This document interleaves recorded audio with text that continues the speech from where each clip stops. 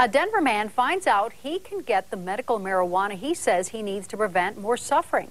7 News anchor Mike Landis is live in the newsroom following this case. Mike? Thanks, Ann. Good afternoon, everyone.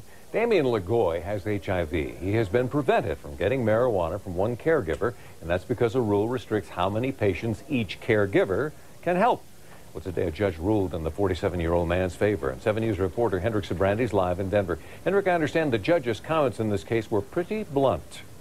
Yes, they certainly were, Mike. Judge Larry Naves said the state health department had engaged in an abuse of discretion, that its 5-patient limit was arbitrary and capricious and enacted without any input from the public.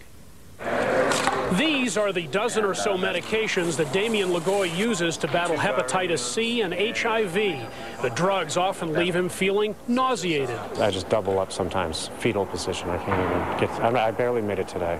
One tonic for the nausea is marijuana. Under Colorado law, Lagoy is eligible for medical marijuana, but he's having a very hard time getting it. We're in court today because I need somebody to provide that for me. I cannot grow it at home. I don't have the means. I don't have the room, the expertise.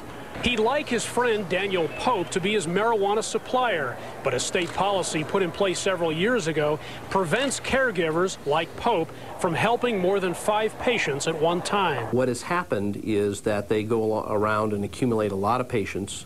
We're growing a large amount of marijuana, and there's simply no audits or accountability to make sure this is only being utilized by medical marijuana patients. Today, Lagoy's lawyers told a Denver judge the 5-patient limit is arbitrary and unfair. It has the real effect of limiting safe access to medical marijuana for patients like Damian. Lagoy said a defeat in court would be devastating. I'm at a loss.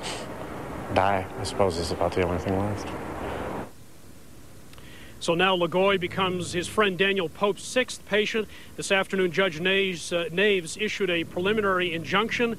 The lawyers for Lagoy will now ask for a summary judgment that would, in effect, make that injunction permanent. That would avoid a trial later this fall.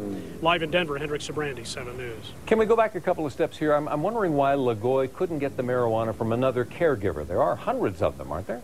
That's right. Some 636 caregivers right now. 550 of them have just one patient, but apparently this is very much of an underground kind of system. These caregivers don't advertise, so it's very difficult to find out who's actually growing this marijuana. It's also potentially very dangerous for them to make themselves public, so that's why Lagoy has been relying on this friend of his to try to provide the marijuana to him. And Judge Naves has stepped in now, and some changes are on the way, it looks like. That's right. All right, thanks.